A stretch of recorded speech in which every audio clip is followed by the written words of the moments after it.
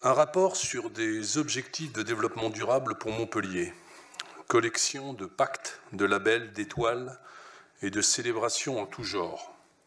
Alors c'est un rapport d'étape, comme au Tour de France, une étape de plaine, assez inintéressante. On parle d'une ville qui protège, mais lorsque l'on regarde un peu plus loin, à l'horizon proche de 5 à 10 ans, le ciel est noir.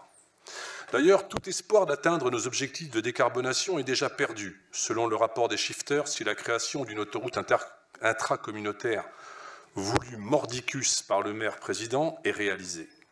Alors que dire de ces objectifs comme ceux de préservation de la qualité de l'air, avec la construction de 2 incinérateurs en ville, Montpellier et Latte, en grande proximité le long de 2 autoroutes, A9 et A709, qui promet l'effet cocktail. Une pollution maximale et délétère pour la santé, notamment des plus petits. Tout cela dans une ville promise, bien sûr, à hauteur d'enfants. Qui a décidé cette absurde filière d'incinération en ville? Le maire de Montpellier seul, sur la base d'une équation simpliste. Exporter les déchets n'est pas moral, alors brûlons sur place. La rudologie, science des déchets, science du traitement des déchets, est une science qui ne supporte pas ce genre de raccourcis dangereux. Dangereux sur le plan sanitaire, climatique et économique. C'est pourquoi ce rapport me tombe des mains. Quand je lis les incantations sur le PCAET, sur l'écologie de la santé, quand je note qu'on affirme vouloir renforcer le dialogue entre science, société et politique publique. On parle même d'un observatoire métropolitain en écologie et évolution de la santé. J'espère pour Monsieur le maire que l'observatoire sera orienté vers le nord-est de la ville et vraiment au loin. On parle de favoriser le dialogue entre chercheurs et décideurs publics locaux. Tout est vide de sens. Pour cette filière d'incinération en ville qui sera soumise à une DSP de plusieurs centaines de millions d'euros, il n'y a eu aucun expert de l'économie des déchets consulté.